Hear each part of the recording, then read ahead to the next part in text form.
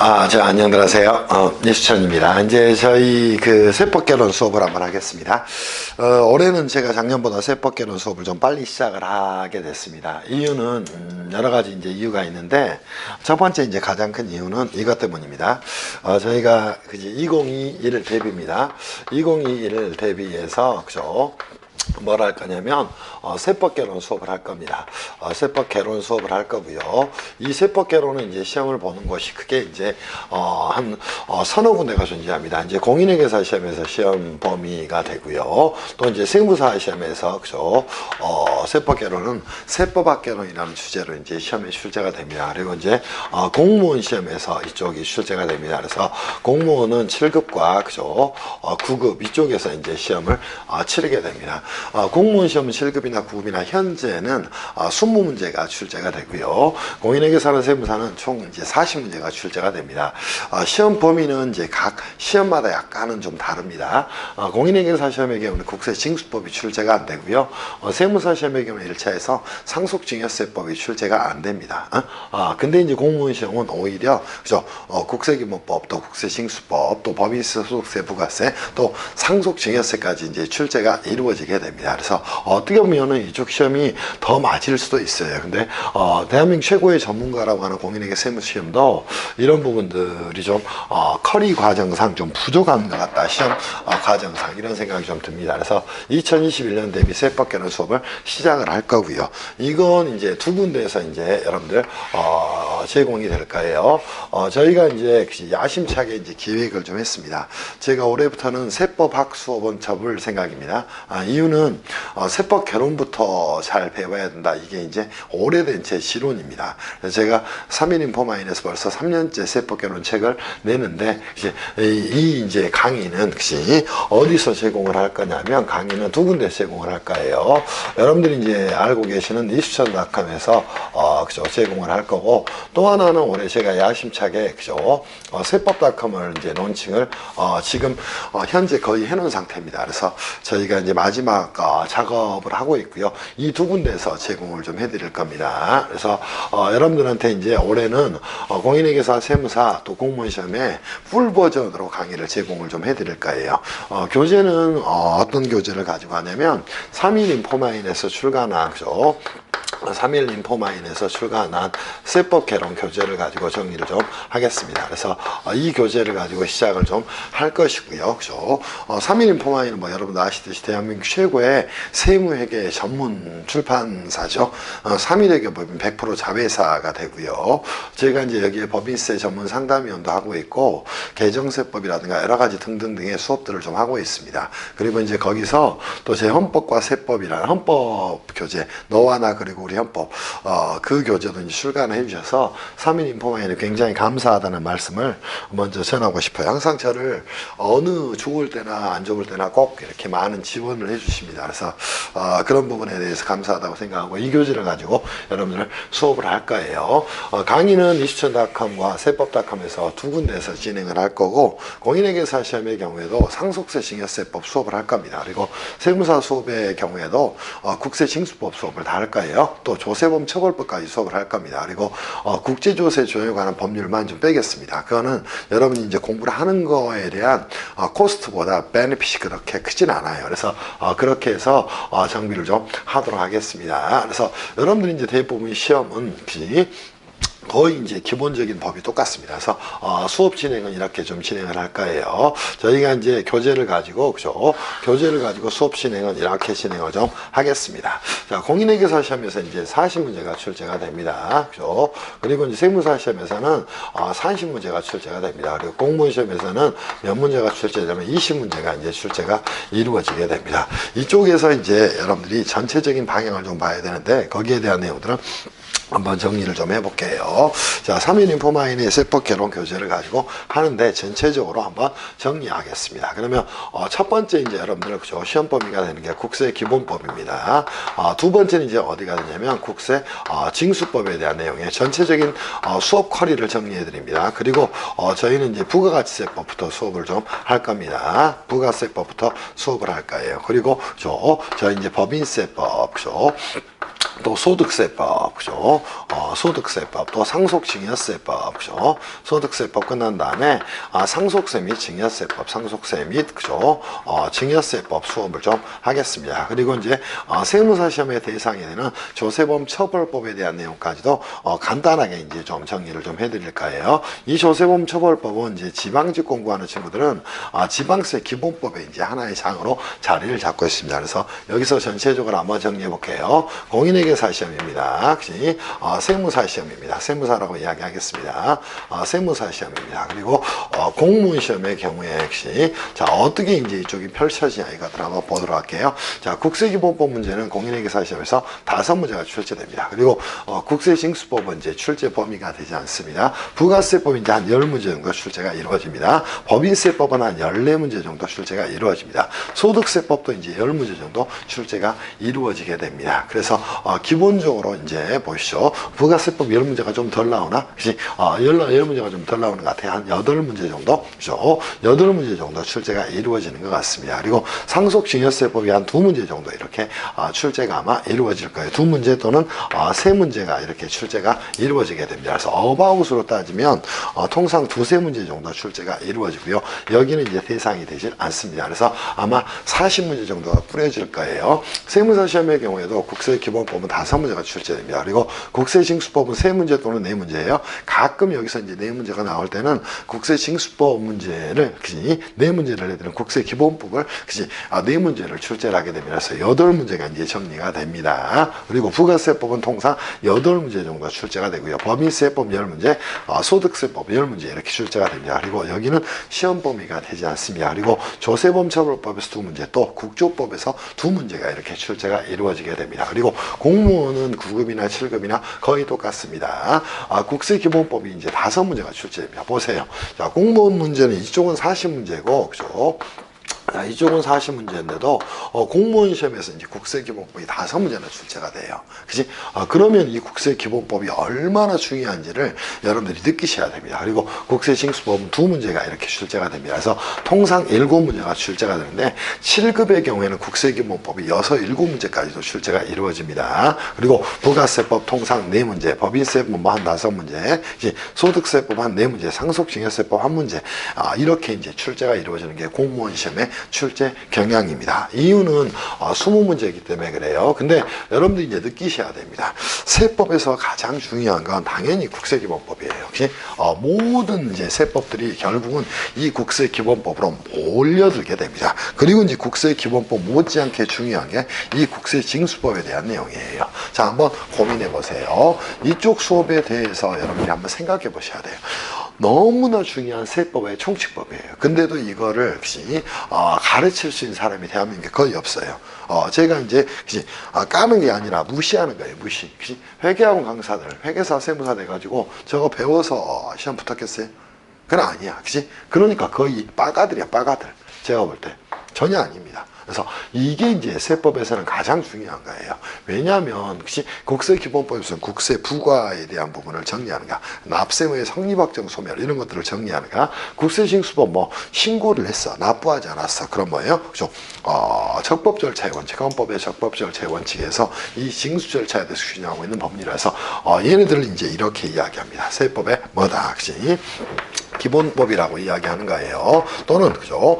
총칙법이다 이렇게도 이야기를 하게 됩니다. 그리고 이제 보세요. 부가세법, 소득세법 이런 역시 법률들은 뭐라고 얘기한다? 개별세법이다 이렇게 이야기를 하게 됩니다. 그러면 여러분들이 이제 보실 때 역시 기본을 공부를 안 하고 개별세법을 공부한다. 이거는 말이 안 되는 거예요. 그래서 공인회계사 시험 공부하는 친구들도 이제 서류 송달에서 우리가 혹시 송달 불능으로 인한 납부기한 연장이 있을 거예요. 그때 혹시 납기준 징수가 뭔지는 알고 공부를 해야 될 거 아니야. 근데 공부를 안 해. 그래놓고 막판에 이제 시험 때만 되면 이거 암기하느라고 뭐 OX 이런 거 찾고 있어.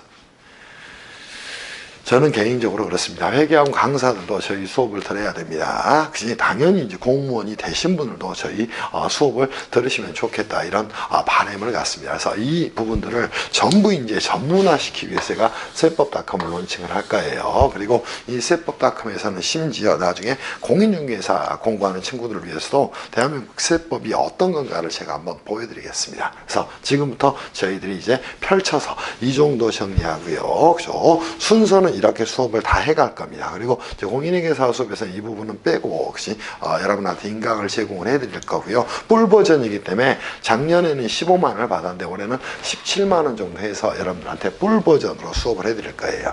세법은 절대 당부드립니다. 숫자가 아닙니다. 법학이라는 사실을 기억하셔야 돼요.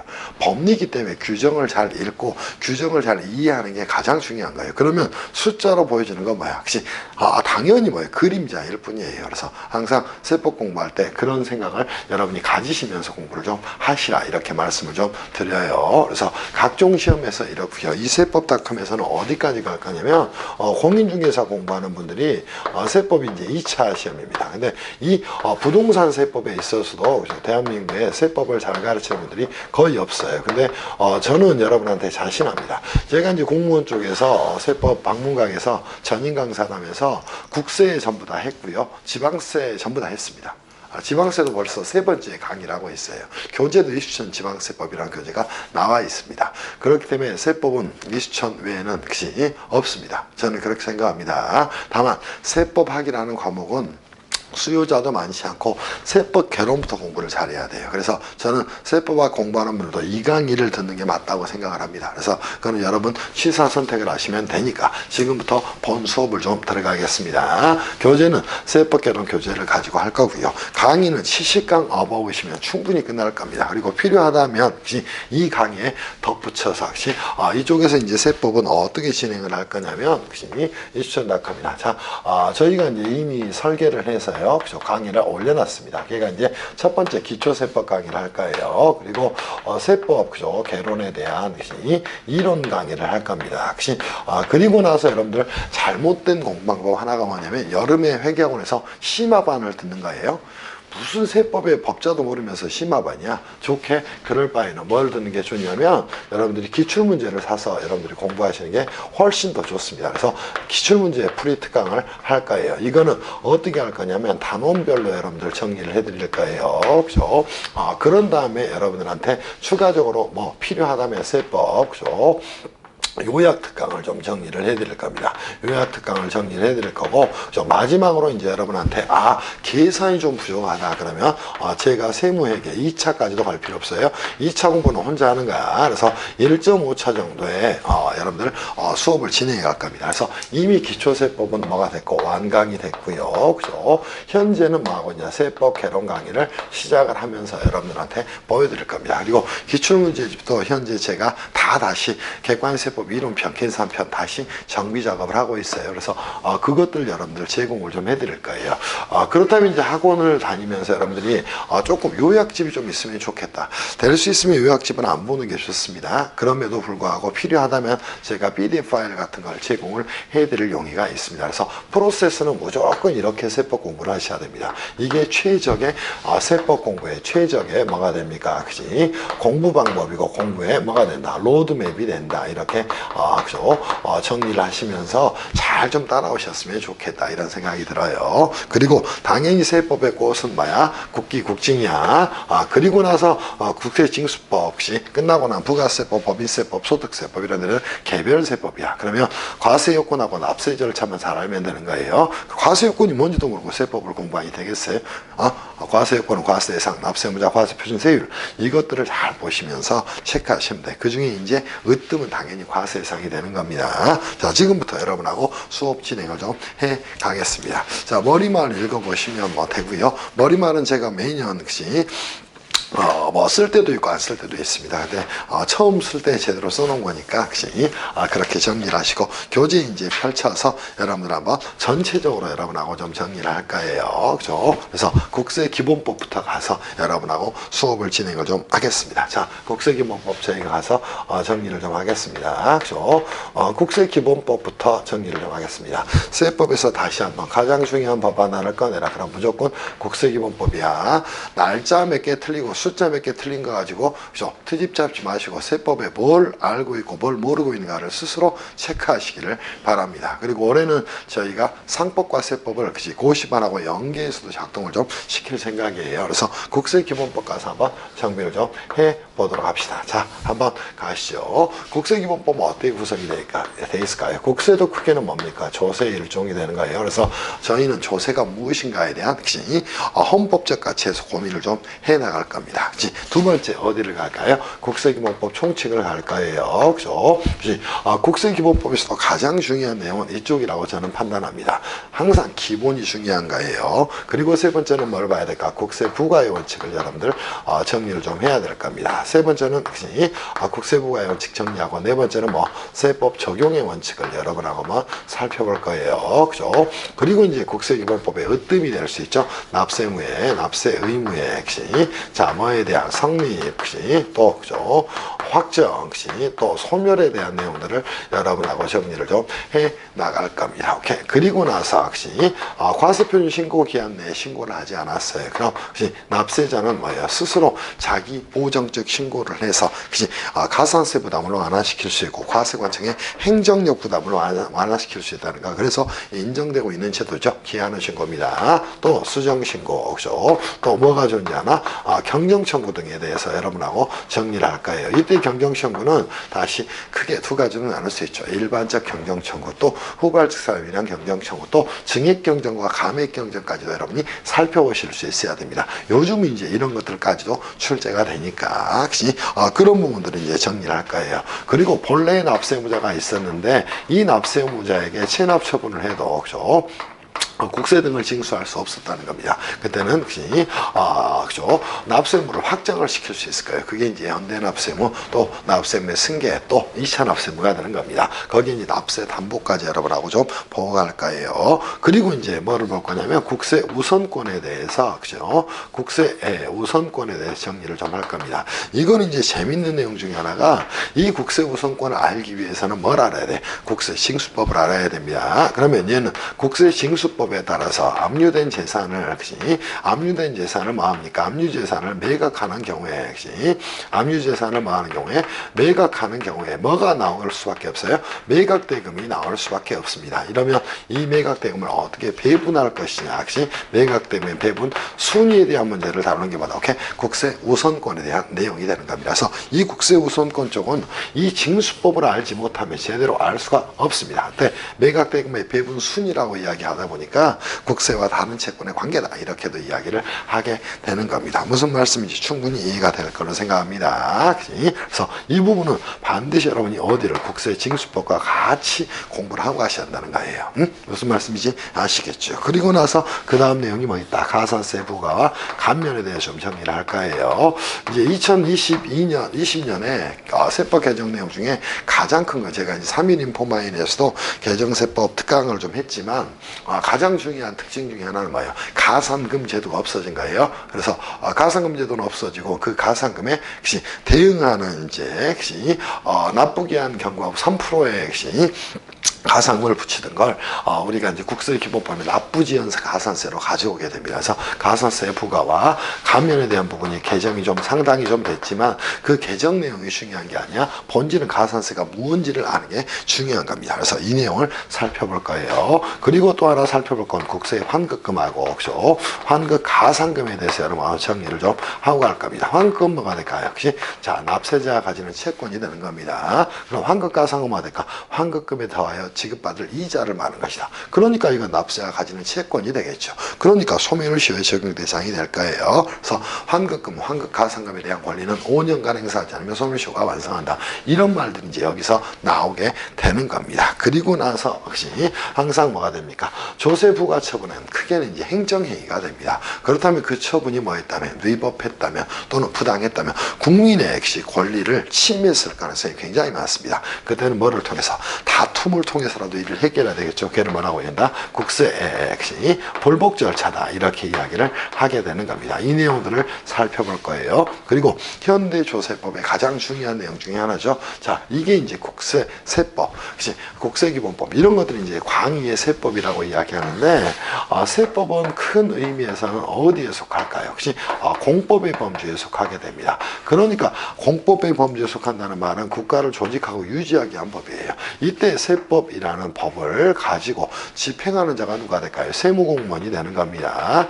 당연히 이제 세무공무원은 크게 나눌 수 있어요. 역시 자, 국세청장, 지방국세청장, 납세지관은 세무청, 이렇게 나눌 수가 있고요. 세법에 따른 사무처를 수행하는 모든 자를 세무공무원이라고 이야기합니다. 이걸 이제 광의로 넓히면 얘네들을 뭐라고 이야기합니까? 행정청이라고 이야기하는 거예요. 행정청이 뭐라는 거예요? 공권력을 행사하는 겁니다. 뭐를 통해서 공권력을 행사하냐면 국세기본법에 따라서 부과를 하는 것이고 징수법에 따라서 징수를 하는 겁니다. 그를 부과 또는 징수처분이라고 이야기하는 거예요. 자, 그러면 이 공권력 행사를 뭐라고 이야기하는데? 처분이라고 하는데 이 처분이 뭐였다면 위법했다는 겁니다. 또는 부당했다는 거예요. 그죠? 그때는 뭐 하겠다? 이 불복을 통해서 다퉈보겠다. 그게 국세의 불복 절차가 되는 것이다. 이렇게 여러분들이 정리를 좀 해놓고 가셔야 돼요. 국세기본법의 불복은 필요적 행정심판천 취지를 채택하라고 했습니다. 그래서 우리 행정심판법이나 행정소송법의 적용이 배제가 되고 국세기본법의 불복 절차를 따라야 되는 거예요. 그 내용들을 정리할 거예요. 물론 임의적 절차로 이의신청이 있고 혹시 심사청구나 심판청구 둘 중에 하나의 절차를 거치게 되면 뭐 할 수 있다? 행정소송을 제기할 수 있어. 걔를 뭐다? 필요적 전치고 원칙적 일신급이다. 이렇게 이야기를 하게 되는 겁니다. 그런 내용들을 살펴보시면 될 것 같아요. 그리고 현대조세법의 가장 중요한 주제 중에 하나가 뭐예요? 납세자의 권리 보호를 위한 제도가 되는 겁니다. 무슨 말씀인지 이해할 수 있겠지. 그래서 여기서는 세무조사, 또 과세전, 적부심사, 또 고액상습 체납자의 명단 공개, 또 올해 이제 생겨났지만 그건 정확히 말하면 뭐예요? 국세 징수 절차의 일종입니다. 고액상습 체납자에 대한 감시제도 이런 것들에 대해서 여러분이 여러분하고 정리를 좀 해나갈 겁니다. 자, 국세기본법은 어느 하나도 뺄 수 없습니다. 그래서 다 중요하다고 보셔야 돼요. 다. 오케이? 그 중에 이제 선생님 그래도 순서를 좀 정해주세요. 그러면 당연히 이제 납세매 성립확정 소멸이 가장 중요한 내용이 되는 겁니다. 이제 그리고 그죠? 여러분들 이제 시험에 많이 나오죠, 그죠? 특히 이제 경정청구하고 증액경정, 감액경정, 또 수정신고 이런 것들이 이제 종종 출제가 좀 되고요. 납세매 확장에서도 뭐야? 납세매 승계라든가 연대납세라든가 2차 납세매 이쪽도 뭐 중요한 내용이 되겠죠. 그리고 이제 사례형 문제로는 국세 우선권 문제에 초점을 두고 정리를 좀 하셔야 되고, 이론적으로는 이제 이 국세 환급금 부분도 굉장히 중요합니다. 이 국세 환급금 부분은 어디하고 연결되어 있냐면 이 경정청구하고 연결이 되어 있는 거예요. 그래서 경정청구에 의한 환급 결정이 이루어지는 것들이 일반적입니다. 그게 이제 관합금으로 여러분들이 정리를 좀 해야 될 거예요. 그리고 국세 불복 절차는 이제 항상 열등감이 있죠. 우리가 이제 공인회계사나 세무사는 열등감이 있습니다. 법에 대한 열등감이 있어요. 그러다 보니까 이 불복 절차에 대해서 종종 출제하는 경우들이 좀 있습니다. 그리고 현대 조세법에서 가장 중요한 내용 중에 하나, 납세의 권리보호 이런 것들이 이제 특히나 중요하다. 근데 어느 하나도 빼놓을 수 없어요. 다 중요하다. 모두 중요하다. 이렇게 생각하시면서 여러분들 모두 너무너무 중요합니다. 이렇게 이제 생각하시면서 여러분이 공부를 좀 해가시면 좋겠다. 그래서 세법의 꽃은 당연히 국세기본법이에요. 국세기본법을 모르니까 나중에 세무사 1차를 붙고 2차를 볼 때도 헤매는 거예요. 응? 용어 하나도 모르니까. 그러니까 글을 쓸 수가 없겠지. 그래서 여러분들하고 이렇게 수업을 좀 진행을 해나가겠습니다. 문제는 5문제지만 실제로 이 가치는 40문제라고 한다면 제 생각에는 10문제, 15문제의 가치가 있는 것이 국세기본법의 내용이다. 이렇게 여러분이 생각하시면서 정비를 좀 해 놓으시기를 바랍니다. 이제부터는 여러분하고 본 수업 들어가서 조세 총론을 한번 가보도록 하겠습니다. 자, 한번 가보도록 하시죠.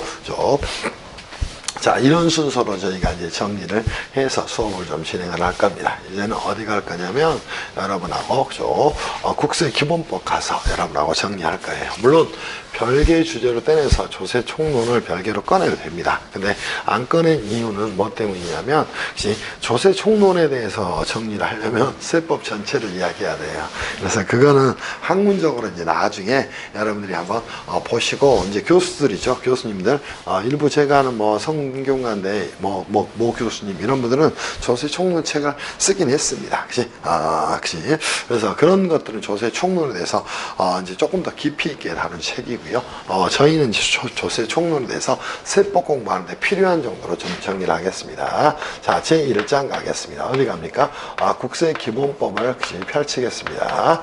어디에? 제1편에 국세 기본법을 펼쳐서, 그죠? 펼쳐서 어디를 갈 거냐면, 자, 제1장에 어디를 갈 거냐? 조세 총론을 갈 거예요.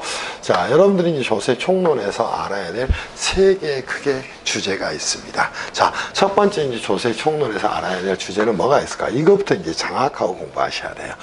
조세가 무엇일까 하는 것에 대한 고민을 하셔야 됩니다. 물론 이 고민을 평생을 해도 끝이 없는 게 조세에 대한 고민일 겁니다. 이유는 사람이 태어나면서 죽을 때까지 피할 수 없는 두 가지가 있습니다. 세금과 죽음입니다. 물론 죽을 때까지라고 한다면, 아직 죽지 않았다면 세금입니다. 이 프랭클린 벤자민이라는 성현의 말씀입니다. 세금은 우리 삶에 너무나 중요한 가치를 가지고 있습니다. 왜? 국가가 유지돼야 되는 핵심적인 혈액원이 되는 거예요. 근데 국민의 입장에서는 가처분 소득을 줄이게 됩니다. 이 조세에 대해서 수많은 연구가 있었고, 심지어 어떤 학자들은 뭐예요? 인류 사회의 변곡점 다 조세를 통해 생겼다, 이런 이야기를 합니다. 그 정도로 이 조세는 중요합니다. 근데 조세가 뭔지도 모르고 세법을 공부하면 안 되겠죠. 그렇지 않겠어요? 그래서 조세에 대한 이야기를 좀 할 겁니다. 그리고 이 조세도 결국은 뭐가 될까요? 법률관계입니다. 자, 법률관계라는 말은 도대체 무슨 말일까요? 그죠? 자, 채권 채무관계라는 말입니다. 그럼 채권자는 누가 될까요? 국가입니다. 또는 지방자치단체입니다. 그때 국가가 채권자인 조세를 국세라고 이야기합니다. 지방자치단체가 채권자인 조세를 지방세라고 이야기합니다. 그때 국가와 국민 사이의 채권 채무관계 형성이 된 데를 조세 법률관계라고 이야기합니다. 거기에 대한 고민을 하셔야 돼요. 이 조세 법률관계가 발생하는 법률 요건을 뭐라고 이야기해요? 과세요건이라고 이야기합니다. 과세요건에 의해서 충족에 의해서 조세 법률관계가 생겨나게 됩니다. 그래서 여러분들이 이 조세 총론에서 봐야 될 가장 중요한 용어 하나가 뭐예요? 과세요건과 조세 법률관계에 대한 고민을 먼저 하셔야 됩니다. 그리고 나서 추가적으로 그렇다면 조세에 관련된 법은 몇 개나 있을 것인가? 20개가 넘습니다. 오케이? 이때 봅시다. 이 조세법은 왜 생겨났을까? 그리고 추구하는 목적이 뭘까? 걔를 뭐라고 얘기하나? 조세법의 기본 원칙이라고도 이야기를 하게 됩니다. 이걸 이제 2대 원칙이라고도 이야기를 하게 됩니다. 그 2대 원칙을 곧바로 써버리면 두 가지가 됩니다. 이거는 어디서 생겨날까요? 헌법에 의해서 생겨나는 원칙을 말합니다. 무슨 말씀인지 이해할 수 있겠어요? 헌법에 의해서 파생되는 원칙을 조세법의 기본 원칙이라고 이야기합니다. 헌법은 38조와 59조를 가지고 이야기합니다. 모든 국민은 법률이 정하는 바에서 납세물을 진다. 59조입니다. 조세의 종목과 세율은 법률로 정한다. 이 두 개를 이야기하고 있는 게 뭘까요? 조세 법률주의입니다.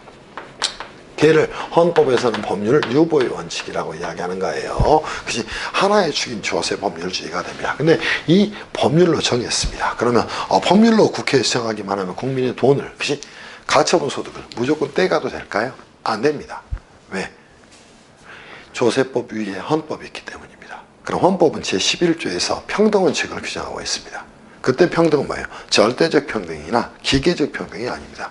상대적 평등, 실질적 평등을 말합니다. 그래서 아무리 조세에 대해서 이걸 법률로 정했다고 하더라도 뭐예요? 헌법이 추구하는 평등의 이념에 어긋나서는 안 된다는 겁니다. 걔를 조세 평등주의 원칙이라고 이야기합니다. 이게 이제 여러분이 보셔야 될 두 번째 주제, 세 번째 주제가 되는 거예요. 또 하나 이제 주제를 가지고 정리한다면 이미 조세에 대해서 여러분들한테 이제 정리를 해드렸어요. 자, 조세 관계는 뭐다? 법률 관계다. 뭐의 충격으로 생겨난다? 과세권의 충격으로 생겨난다. 그치? 그렇다면 이 조세는 채권자인 과세권자가 누구인가에 따라서 국세와 지방세로 나눌 수가 있습니다.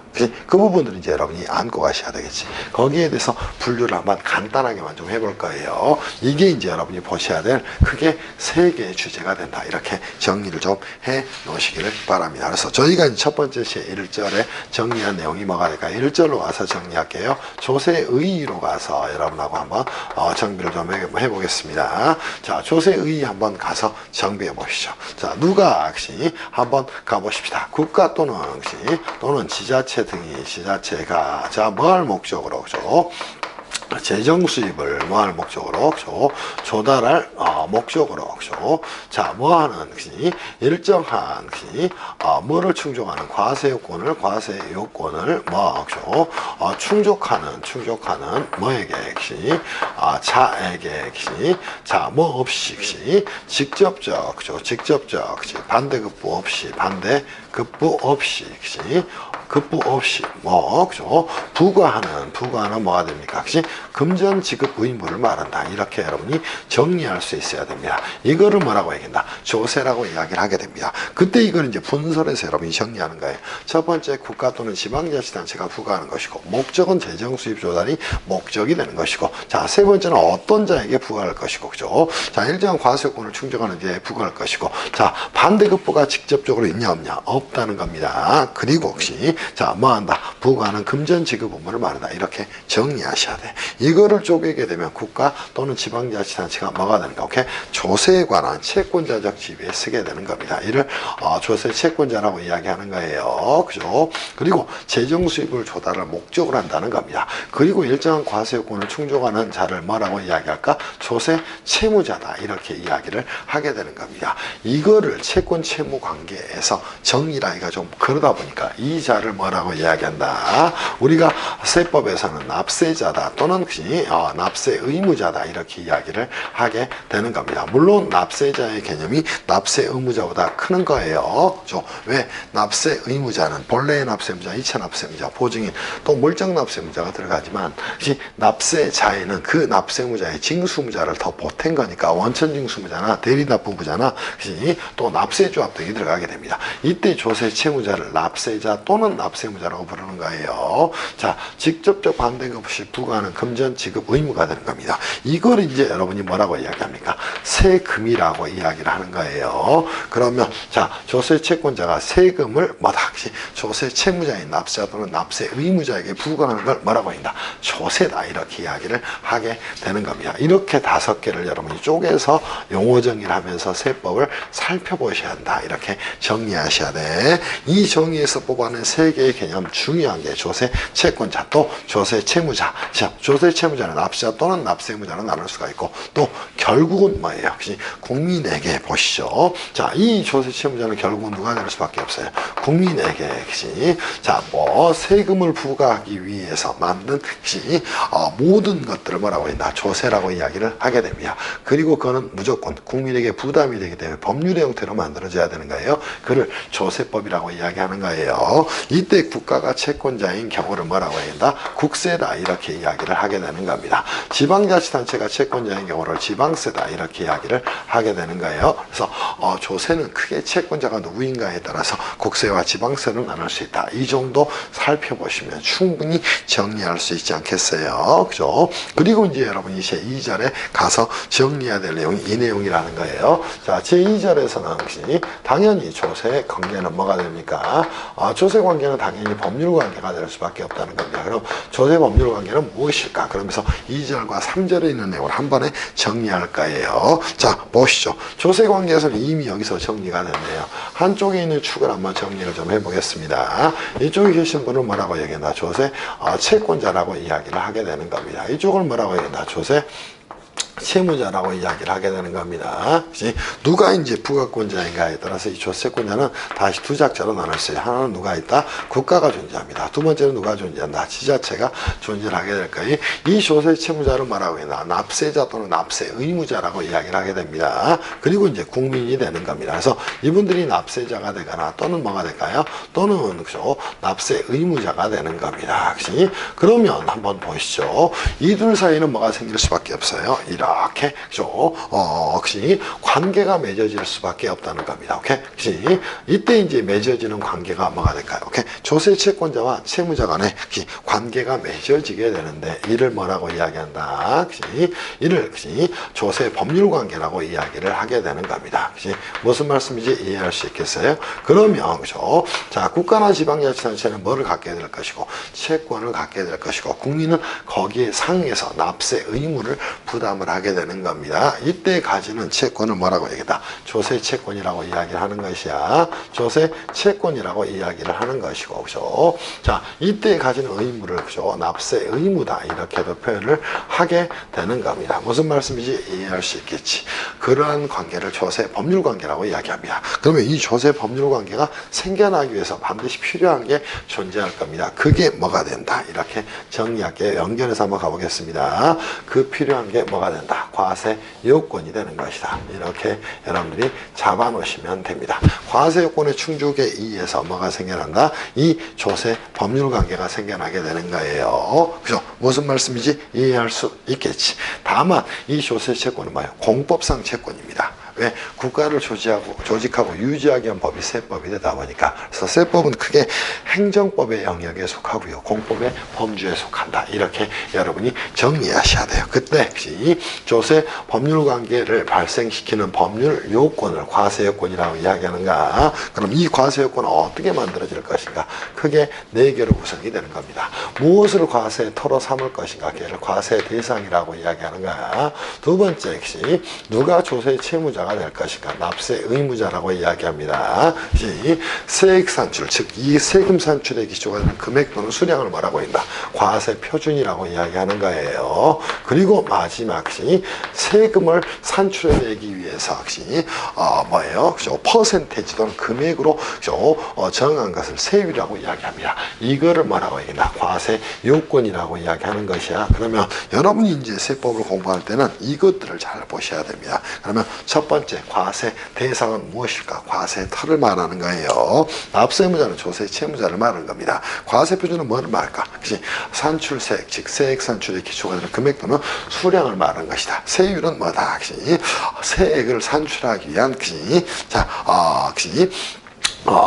기준이 되는 것을 말한다. 이렇게 정리하면 되겠죠. 조금 더 확장 한번 시켜볼까요? 자, 이거를 이제 다루고 있는 게 뭐가 될까? 개별세법이 되는 겁니다. 이미 설명을 드렸듯이. 개별세법은 과세요건과 납세를 차로 다루는 거예요. 그러면 우리가 딱 한 서너 개의 법만 가져가서 한번 살펴볼까요? 그렇죠? 자, 우리 이제 재밌는 것이 부가가치세법 가져가서, 부가가치세법입니다. 가져가서 한번 살펴보시죠. 한번 보도록 합시다. 이 부분 한번 가져가서 한번 보시죠. 그죠? 한 서너 개만 가져가서 한번 봅시다. 첫 번째, 부가가치세법 가서 정리 한번 해볼까요? 부가가치세법에서 과세 대상은 뭘까요? 자, 가장 직관적으로 정리하면 부가가치가 되는 겁니다.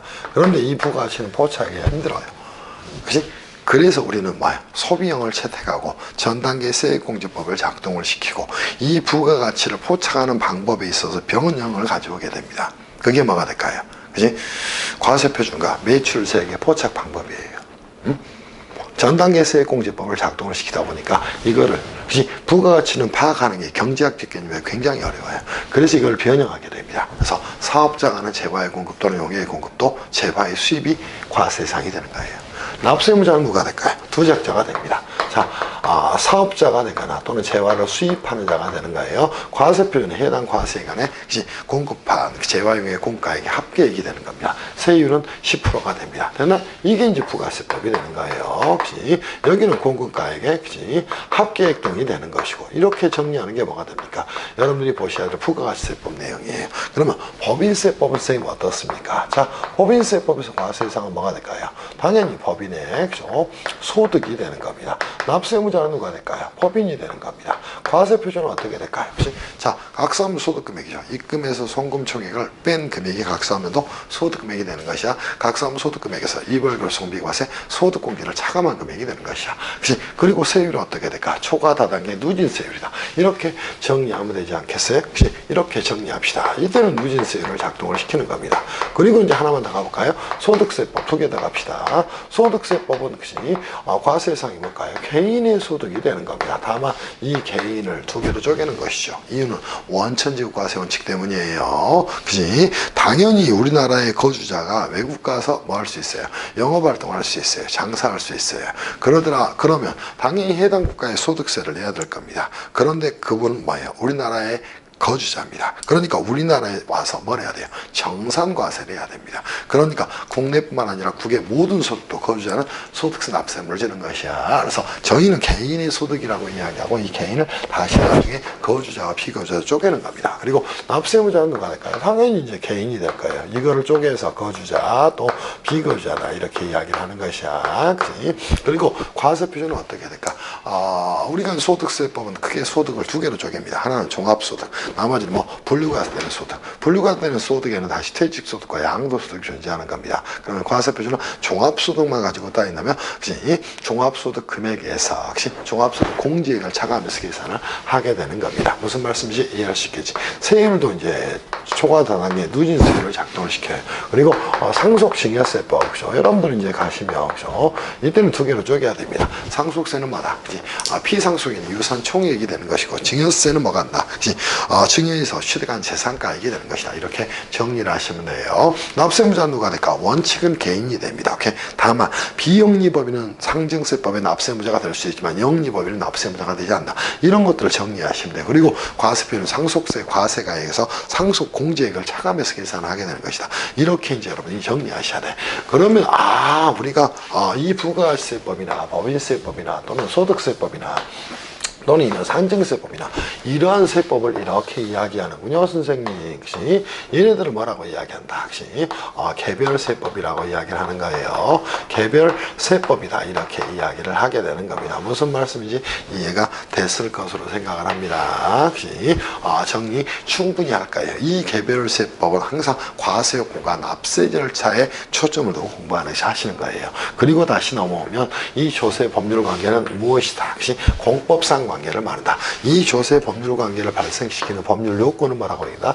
과세 요건이라고 이야기한다. 즉 과세상 납세무자, 과세표준, 세율 이 네 가지의 조합을 통해서 만들어지는 것이 뭐다? 혹시 조세 채권과 조세 채무가 되는 것이다. 이들 사이의 관계를 뭐라고 이야기한다? 그죠? 채권 채무 관계라고 이야기를 하게 됩니다. 충분히 이해가 됐을 것으로 생각을 합니다. 그래서 제2절의 조세 법률 관계하고 저희는 제3절에 뭐에 대한 내용까지 정리했냐면 과세 요건까지 정리를 했어요. 이 내용들을 충분히 정리가 됐을 거라고 생각을 합니다. 혹시 됐죠? 이게 이제 여러분이 세법을 공부하면서 가장 먼저 이해해야 될 내용이 된다. 이렇게 생각을 좀 해놓기를 바랍니다. 그리고 이제 제4절로 가서 조세법이 추구하는 가장 중요한 원칙이 되겠죠. 걔가 조세법의 뭐가 된다?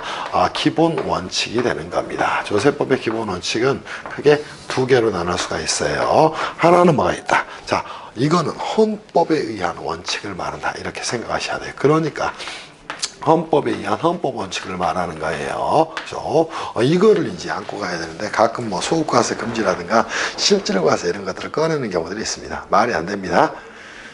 회계학 강사로 공부 좀 해야 됩니다. 세법책 뭐 10년 썼다 그러는데 제가 보기에는 공부를 다시 해야 될 것 같아요. 아닌가 다시 태어나야 될 것 같아요. 헌법 원칙을 말합니다. 그럼 조세법의 기본 원칙은 뭐 있을까? 하나는 조세 법률주의.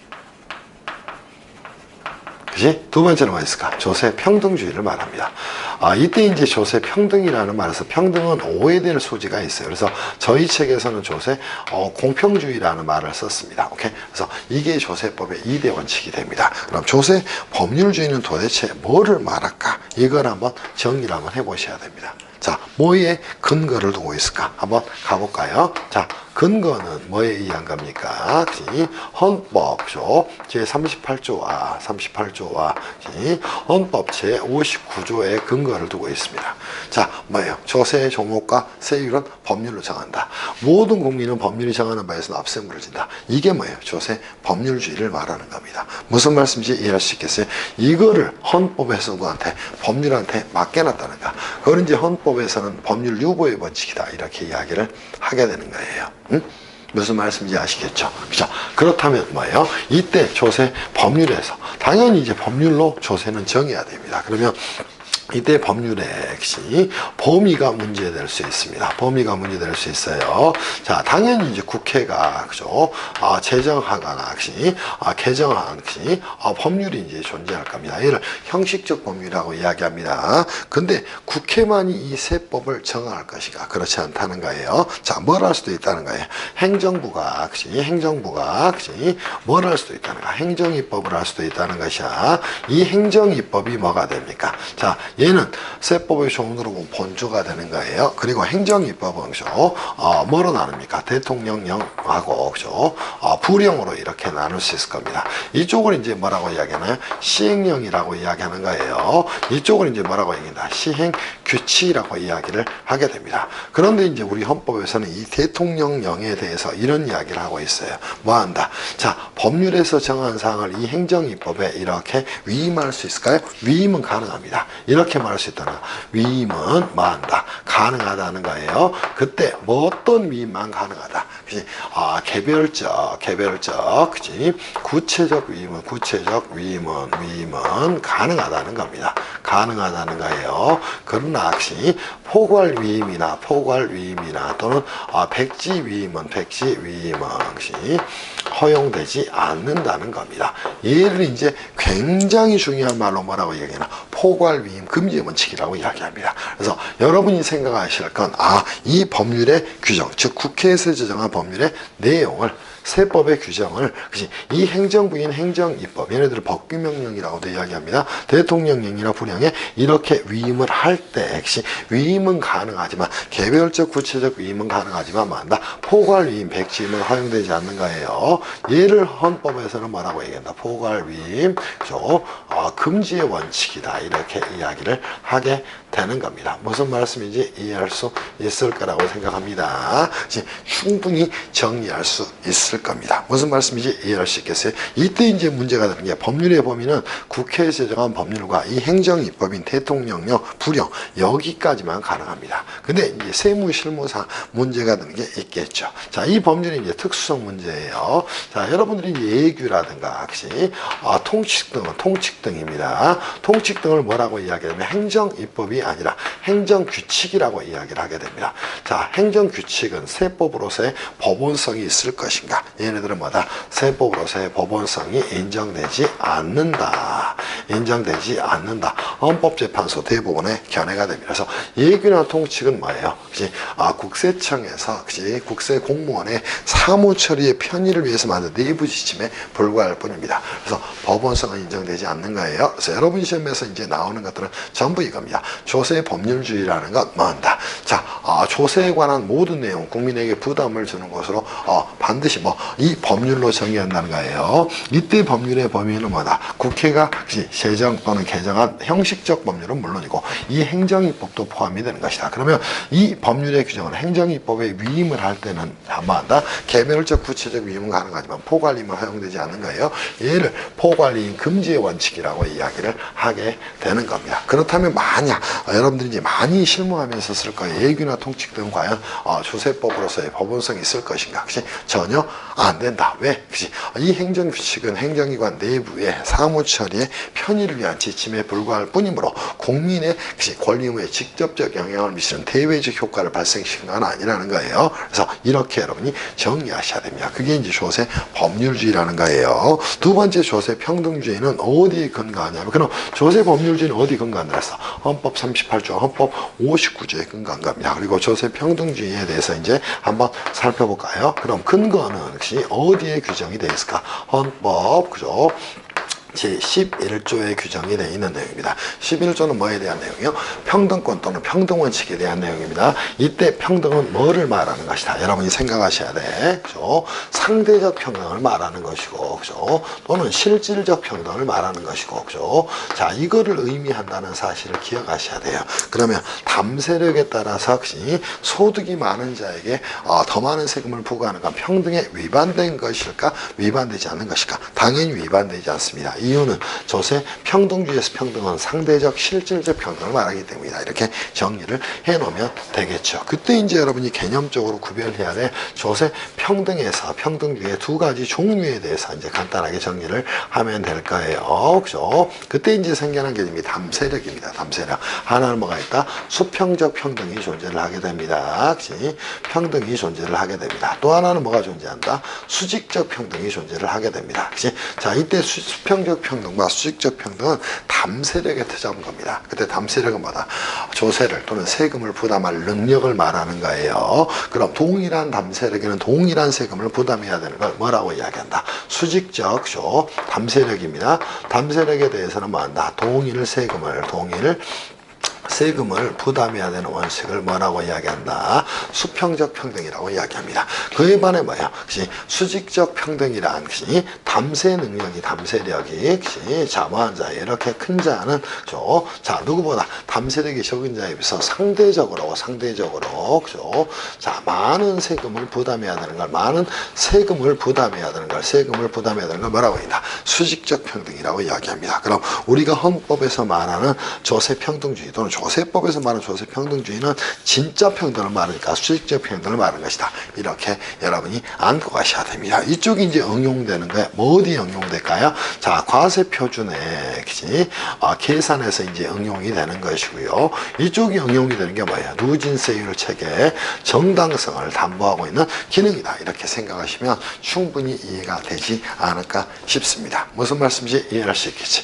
그리고 이제 조세 법률주의에서 이 포괄이익 금지의 원칙만 작동되는 게 아니라 자 조세법의 내용은 반드시 뭐가 돼야 돼요? 명확성의 원칙까지 가져야 한다는 거예요. 그래서 자 뭐한다? 조세는 국민에게 부담을 주는 거기 때문에 명확성의 원칙까지 가져야 된다. 이게 이제 여러분이 보셔야 될 내용입니다. 그래서 여러분들 교재에는 조세 법률주의를 이제 두 개로 쪼갰어요. 과세요건 법정주의 또 과세요건 명확주의 이렇게 정리를 했습니다. 그래서 명확성의 원칙과 포괄이익 금지의 원칙이 작동이 되는 것이다. 그래서 조세 법률주의는 크게 과세요건 법정주의와 과세요건 명확주의로 나눌 수가 있고 그때 법정이라는 말은 법률로 정하는 것을 말한다. 이렇게 정리하면 되겠죠. 법률로 정하는데 어떻게 정해야 한다는 걸 명확하게 정해야 됨을 설명을 하고 있는 겁니다.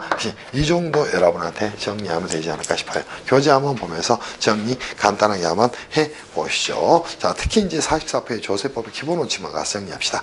조세 법률주의에 대한 조세법의 기본 원칙 밖에 조세 법률주의와 조세 공평주의 두 개로 나눌 수가 있다. 조세 법률주의는 뭐다? 과세요건 법정주의와 과세요건 명확주의로 나눌 수 있다. 이건 헌법 원칙입니다. 자, 이때 조세 법률주의에서 과세요건 법정주의는 뭐다? 이 법률의 범위가 문제되는 거예요. 그때 국회가 제정한 형식적 법률은 물론이고 행정입법에서도 가능하지만 이때 위임을 할 때는 개별적 구체적인 임만 가능하고 포괄임은 허용되지 않는다. 또 하나 정할 때는 어떻게 정하는가? 명확하게 정하라는 거예요. 걔를 과세요건 명확주의다. 이렇게 이야기를 하게 됩니다. 조세법에서 이제 가끔 불명확한 경우에 문제가 생겨나죠. 특히 이제 국세기본법에 이런 내용이 있죠.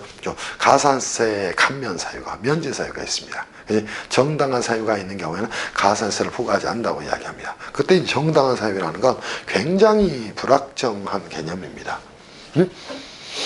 이 자의적 해석이 가능하다는 거예요. 그래서 그 부분은 반드시 이제 시행령의 규정에서 좀 구체화시킬 필요가 좀 있다. 이렇게 좀 생각을 좀 해놓으시길 바래요. 그래서 일부 불확정 개념을 사용하는 건 어쩔 수가 없다. 이 정도로 정리를 좀 해놓으시기를 바랍니다. 그리고 이 조세 법률주의는 항상 한계를 안고 있다는 거예요. 그치? 아무리 법률로 정했다고 하더라도 헌법이 추구하는 제2념과 기본 원칙이 위배되면 당연히 얘는 위헌 법률이 되게 됩니다. 그래서 무효가 될 수 있다. 그게 45페이지 판례에 나온 내용이 됩니다. 그리고 46페이지 갔더니 뭐라고 나왔어? 조세 평등주의 또는 공평주의라고 이야기했죠. 평등, 그게 수평적 평등과 수직적 평등으로 나눌 수가 있다. 우리가 말하는 평등은 진정한 수직적 평등을 말하는 것이다. 이렇게 정리를 좀 해놓으시길 바래요. 다른 책하고는 차원이 다릅니다. 자, 마지막에 이제 조세 분류에 대해서 정리를 했는데 우리가 이제 조세채권자가 국가라면 국세, 지방자치단체라면 지방세, 이렇게 그리고 과세 대상에 따라서 우리가 한번 한번 분류를 해봤죠.